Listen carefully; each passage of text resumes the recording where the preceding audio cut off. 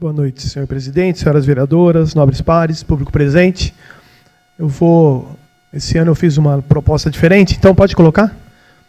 Para até didaticamente ajudar as pessoas a entenderem um pouquinho de qual é o trabalho, então eu fiz um resumo. Então, os trabalhos que eu fiz em janeiro. Então, como já foi falado aqui, uma das grandes reclamações é a cidade escura, né? Muitas lâmpadas queimadas. Eu fui lá pesquisar, eu tenho indicação de outubro, e eu passei ali na Planalto, ainda está sem lâmpada. Então, infelizmente, todas essas solicitações, né, as demandas que a população continua reclamando, daqui a pouco eu vou fazer uma proposta. Uma outra questão também, os uniformes escolares, ou a falta dos uniformes escolares, é um assunto que não tem fim.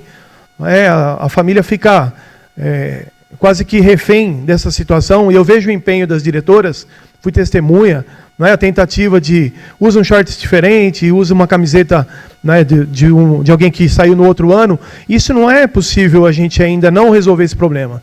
Fila para exame médico, um absurdo a quantidade de tempo. Tem casos aí de 6 meses aguardando para ser atendido. Falta de remédio, novamente faltando insulina, ou alguns tipos de insulina. A gente começou o ano e aí não tinha essa programação, e a justificativa vem sempre rápida. Fala assim, mas comprou lá em outubro, novembro, a licitação vai acontecer no final de janeiro, aí talvez lá em fevereiro. Não é possível a gente, em 2020, com tanta gente experiente no governo, não chegar no final do ano e não se planejar. Buracos enormes nas vias, foi falado aqui também. Alguém não sabe que chove em janeiro, fevereiro e março? Alguém tem dúvida ainda dessa questão? Além da intervenção da Sanebave também. A Sanebave vai, faz um trabalho, coloca ali um pouco de terra, é óbvio que sai a terra, fica aquele buraco. Então é um transtorno para o cidadão, não é um benefício que ele não vê. Paga o imposto e não vê. Aí o que eu pensei? Pode colocar o outro, por favor? Aí eu pensei em mudar um pouquinho e já comecei. Eu fiz uma reunião com alguns moradores ali da rua Carburundo, e uma mulher, na verdade, uma das moradoras, me fez um questionamento, e a partir do questionamento dela, eu vou tentar ajudar o município nesse ano. O que ela perguntou? Ela falou assim, olha, eu moro aqui nessa rua aqui já faz, acho que 5 anos, e não tem lâmpada. Na rua Carburundo. Tem o asfalto, tem os postes e não tem nenhuma lâmpada. Falou assim, será que eu consigo na justiça reaver esse valor desse imposto que eu pago, não é? Afinal de contas, eu tenho um custo e não tenho um benefício. Para a gente pensar sobre isso. Por que é difícil você explicar? Aí ela vai para a casa dela, passa ali na Estrada da Capela, na esquerda ela olha, lá tem um condomínio quase pronto, cheio de poste de luz iluminando nada, e a rua onde tem moradores lá. E essa preocupação surgiu porque eles tiveram no ano passado, eles pediram até um aumento da ronda, porque eles tiveram 6 pequenos furtos, 4 com boletim de ocorrência, e 2 o morador não quis fazer. Então isso causa uma insegurança, além da real insegurança, não é? A pessoa vai para casa já pensando no que pode acontecer de problema. Aí eles falaram de lâmpadas, troca de lâmpada na rua também, ali não tem uma placa de sem saída, eles já tinham pedido, já tinha feito indicação, e aí quem lembra e acompanhou o jornal, teve um caso de um motorista de fora da cidade, foi entregar um produto, entregar uma carga de grama, e no que ele subiu a rua Carburundo, quem lembra ali do clube, né, ele perdeu o freio, voltou de ré e quebrou a casa de um cidadão. Porque uma plaquinha simples de rua sem saída resolveria o problema ali, não é?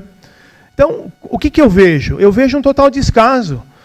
Em 2017, eu fiz uma outra indicação, quem desce também de novo no trânsito ali da Estrada da Capela, quando chega no cruzamento da rua Arnaldo Brischi, você não precisa ter grandes conhecimentos técnicos para saber que vai dar problema. A quantidade de casas e de prédios e de apartamentos que está aumentando ali, sem fazer o mínimo de cuidado naquele cruzamento, seja através de um bolsão, enfim.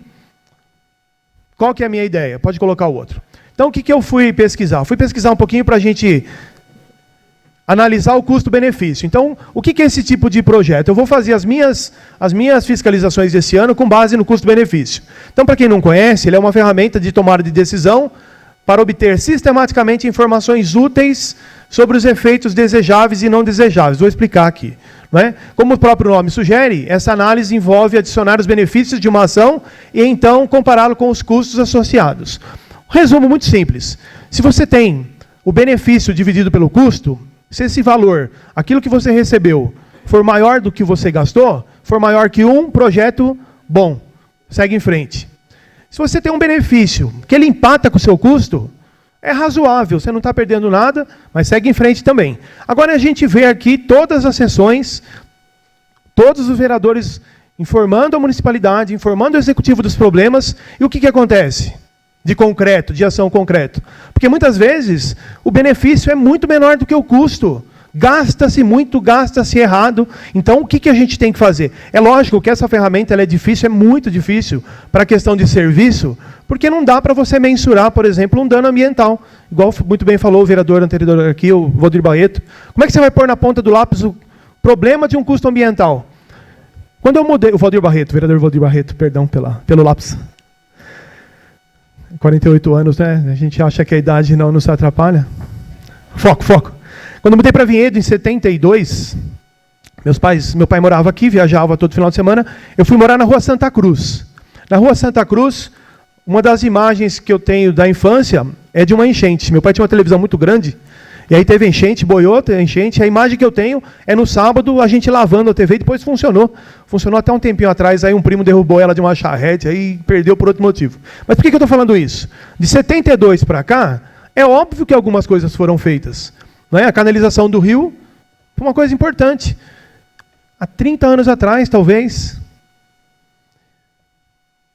Então não adianta se enganar, e é óbvio que a gente está aqui no ambiente político, e eu sempre falo isso, eu gosto de destacar, a política ela não é ruim. A política partidária é necessária, mas precisa dar um passo além. Mostra resultado que não tem questionamento. Pode colocar o outro. Aí o que eu vou como proposta? Pode passar outro, esse fica muito pequeno, né?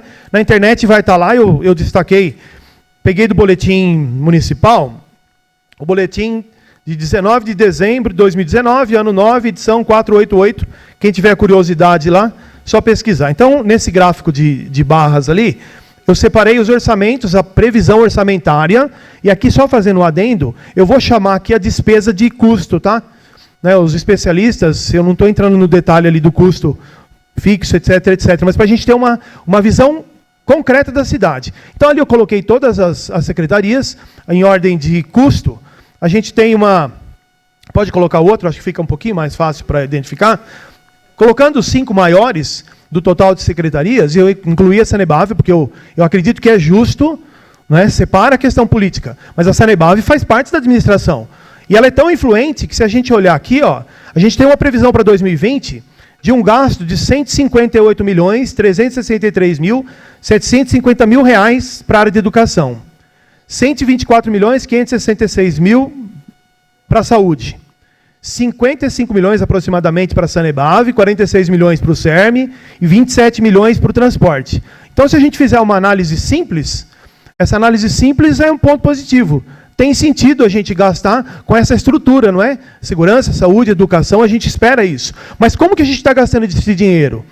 Antes da gente analisar se esse 158 milhões é bom ou é ruim, a gente precisa saber o benefício. Então a continha é simples. Eu preciso trazer um benefício para a população de 158 milhões no mínimo. Se eu estiver gastando tudo isso e eu não tiver benefício, vem um exemplo, o que eu falei nas reclamações. Será que não é possível colocar uniforme para as crianças? Estruturar esse uniforme?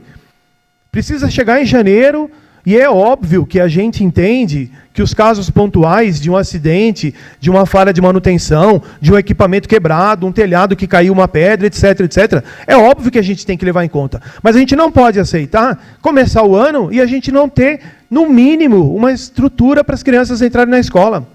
Então, durante esse ano, a minha expectativa é poder ajudar o município nessa ideia. A gente tem gastado bem o nosso dinheiro, então eu vou fazer para todas as secretarias, alguns requerimentos a gente já tem, algumas informações a gente precisa delas. Mas o que me deixa muito tranquilo nessa situação é que é óbvio que, como é um ano eleitoral, a gente talvez fique aí nos percursos, mas contra dados não há argumentos. Eu acredito nisso e é isso que eu vou tentar ajudar o município. Vou continuar fazendo as indicações, não é? Apesar de algumas delas eu ver que estavam prontas, poderiam ter sido solucionadas, mas infelizmente a gente está ainda necessitando de mais cobrança e eu vou fazer essa minha parte. Desejo a todos uma boa semana, fiquem com Deus.